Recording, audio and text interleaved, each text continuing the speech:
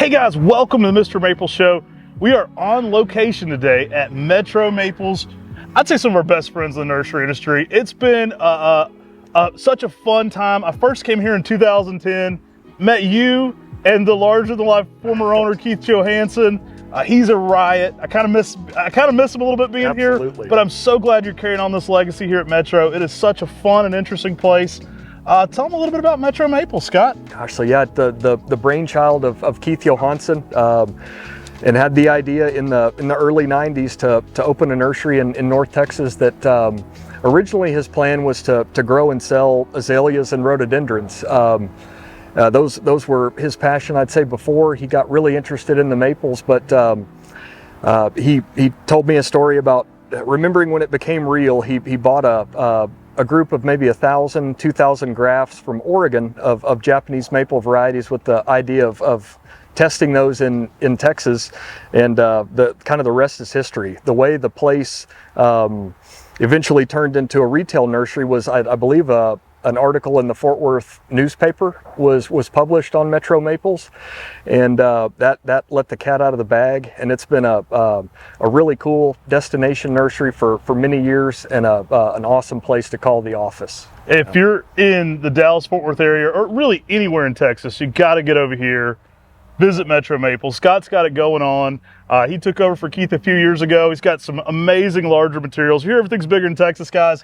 Look at these specimens behind us. They're like amazing mature trees out here. Everything from gallons all the way up to just massive stuff.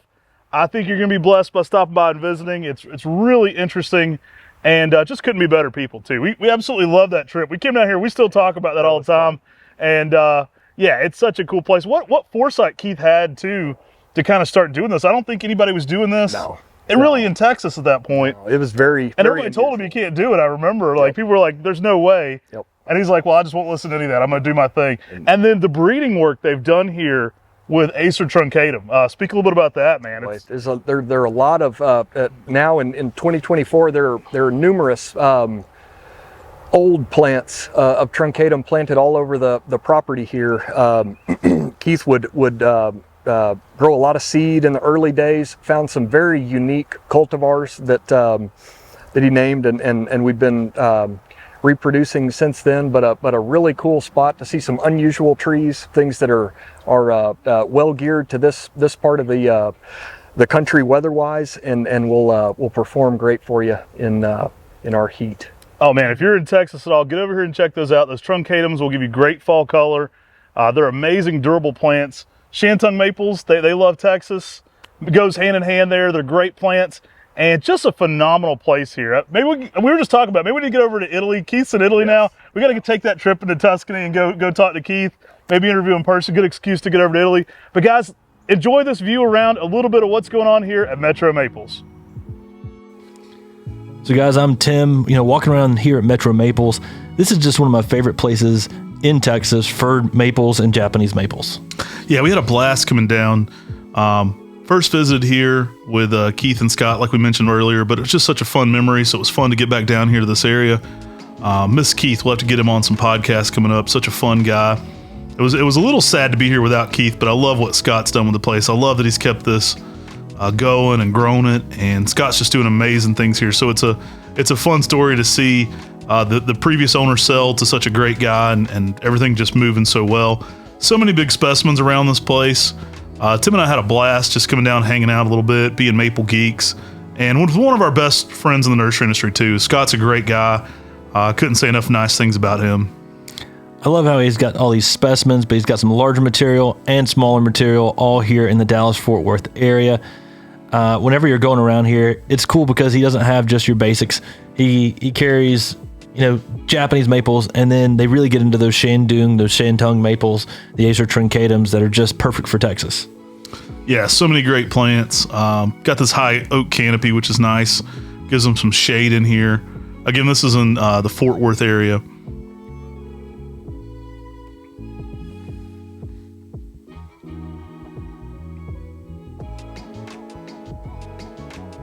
He's got a lot of trees in here, what he calls his can yard. He's got a ton of 1 gallons and 3 gallons, things like that. Now, Scott doesn't ship, so you'll have to go visit him in person.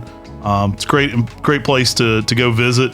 Tim and I actually had a blast. We went by Goldie's Barbecue, spent a little time after we were there. It's a world famous barbecue place right next door to all these great maples. It was kind of cool. There was a lady there in line that actually recognized us from being on the Joe Gardner podcast.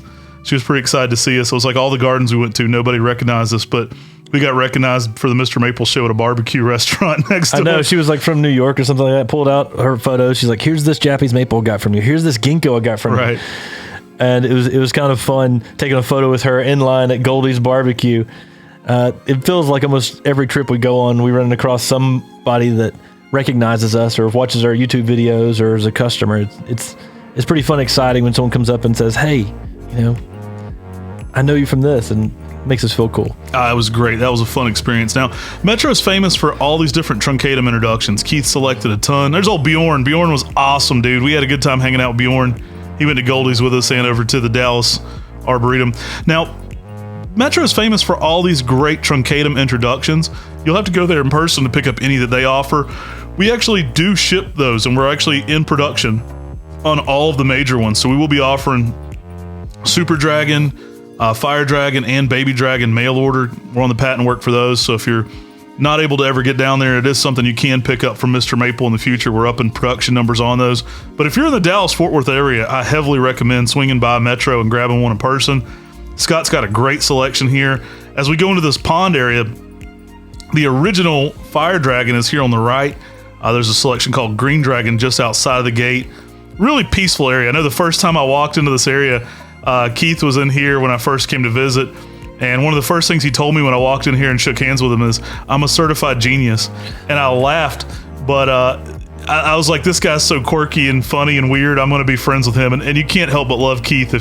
If you've ever met him, he's a personality. His personality type is just Keith.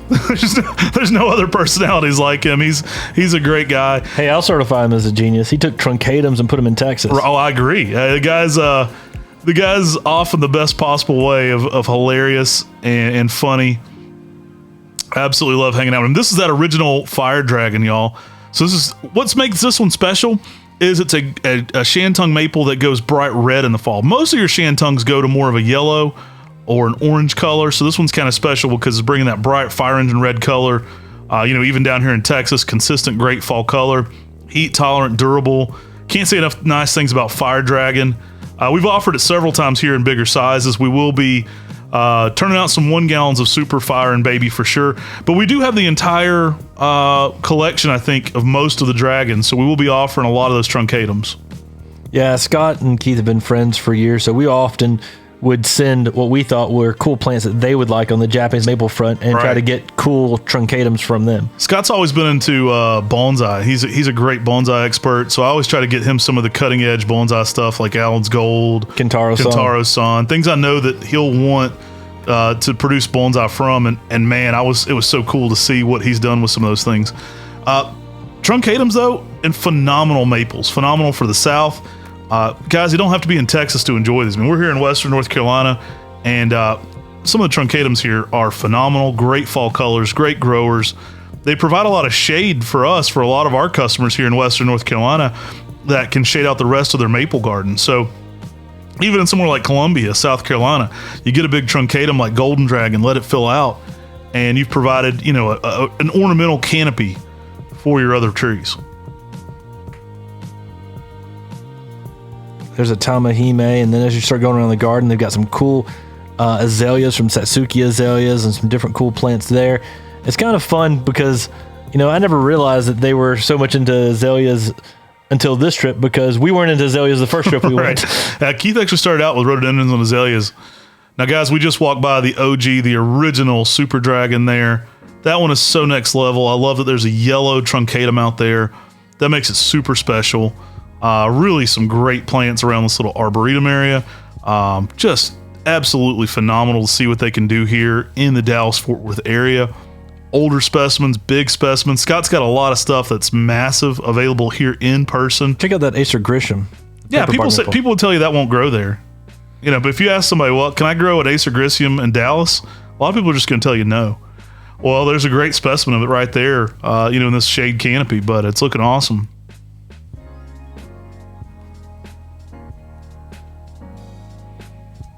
Got some food dogs down there guarding a pathway.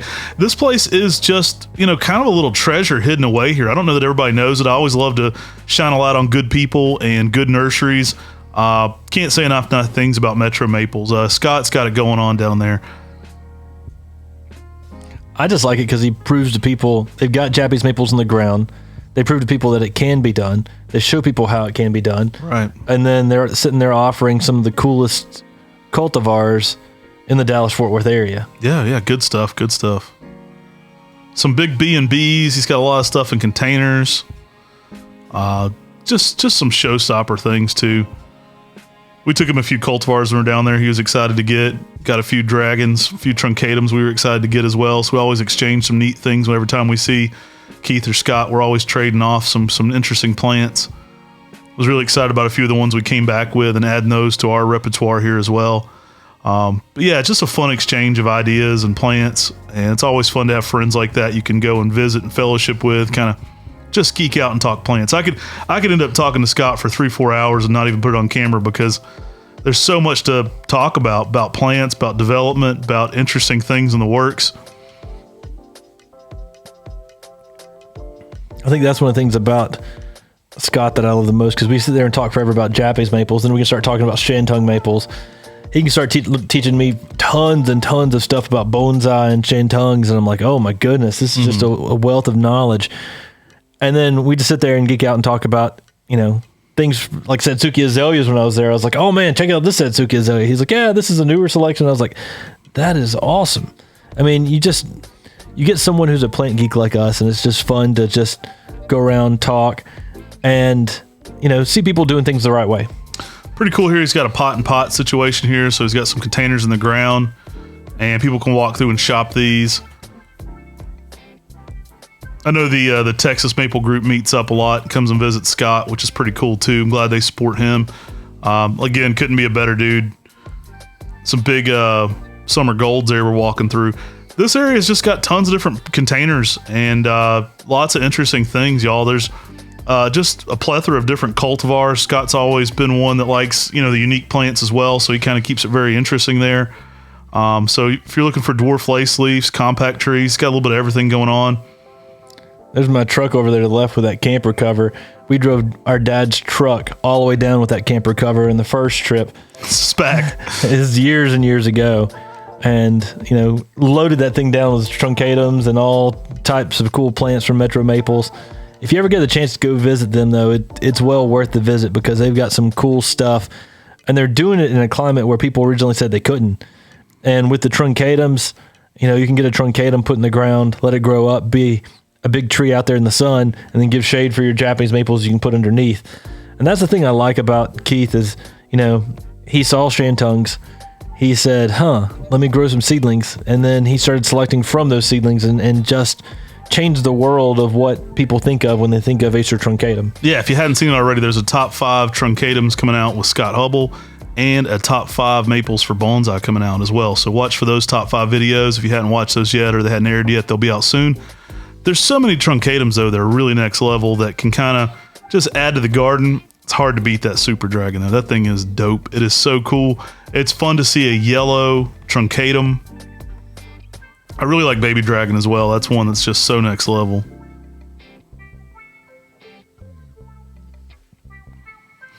We'll actually have a cultivar highlight, well, more of a walkthrough from our time at Stephen F. Austin, where we show you a massive fire dragon as well as a massive baby dragon there in Stephen F. Austin's Arboretum. I think you guys will want to see that. That content's still getting edited, so it should be out soon, but that'll be a walkthrough you won't want to miss. And just check out these large specimens. Every corner you turn, there's cool trees in containers, and you just got a nice drip running around underneath this oak canopy. And I mean, there's no one else doing it like this in Texas. Yeah, great stuff here. Again, I appreciate you supporting our channel too, so that we're able to go and visit friends like this and film content for you guys. I love taking you to different arboretums, different nurseries, different interesting things. And I can't say enough nice things about the guys at Metro, guys. They're awesome people. Definitely, if you're in that area, go support them. So many good things to see too. If you get there in the spring or the fall, it is just something special. Yeah, I thought it was cool there too. They've got Griffin's Dragon. Yeah, I got to meet Griffin. Got to meet Griffin, and he was out there just playing along as his mom was working in the nursery. She actually came and visited the nursery years ago, and probably during COVID. Yeah. And pretty cool to see Ariel and Griffin out there. That was cool. Wish my little guy was down there to play with him. I was like, I wish my son was here. He'd love running around here with you. But it's a unique setup for a nursery. I mean, certainly they can get by with more here under this big oak canopy, being the climate they're in, than we do in Western North Carolina. So a lot of the stuff's just outside. Looks great. It's protecting it from a little bit of that sunlight, that big canopy he's got going on. So he's got a good setup for where it's at. And if you're in that area, definitely go check out Goldie's sometime too. That was fun to get over to Goldie's. I was a little heartbroken by the time we got up to this world-class brisket place. We walked in the door and they literally changed the sign to say no more sliced brisket. So you should have saw my face. Corbin and Sean literally looked at me and said, now you know what it's like to miss out on a red panda, Matt. And I was so sad. They're like, Matt has the saddest puppy dog face I've ever seen. I had some chopped brisket and it was delicious, but it wasn't sliced. I wanted my sliced brisket, so I got to go back. But it makes a good trip going down to Scott's and then going back down to Goldie's. It makes me kind of want to make a trip next week. It's been enough traveling. We've been to Oregon. We've been here. We've been everywhere lately. Absolutely loved getting down to Dallas, though, guys. And if you're in the area, go check out Metro Maples. I even like how the oaks create this wispy look above it, where you get this branching going on. It's a fun backdrop for all the big trees. Man, I just loved all those people in the Texas Japanese Maple group too. They were just so friendly and fun, and it's such a good time going down there meeting people. We had a blast. We had a meetup before, and Scott was there too, and it's just awesome just sitting there talking to him all night, talking about Japanese maples and what's going on in his life. If you're watching this, definitely go check out our tips for Texas. We have a tips for growing Japanese maples in Texas video where we talk to real Texans and we ask them where they're at and what Japanese maples how many they have, things like that. But then we also ask them for real world tips that they have on growing Japanese maples down here in the heat of Texas. Y'all, thanks so much for jumping in this walkthrough of Metro Maples. Just a walkthrough, checking out what they've got going on here at Metro Maples. Scott, what's the best way people can find you or learn more about Metro Maples? Oh, so we've got a website, metromaples.com, with all of our contact information, address, that sort of stuff. So reach out to us. We'd be happy to have you, and happy to add you to the list of folks that are nuts about these trees, for sure. I mean, this place is a destination hotspot for maples here in Texas. If you're in the area, you got to come check them out.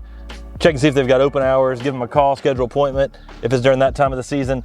Y'all, this place is bananas about Japanese maples, truncatum's, so many cool plants. Y'all, smash that like button, and don't forget to come check out Metro Maples. Take care, God bless, and have a great day.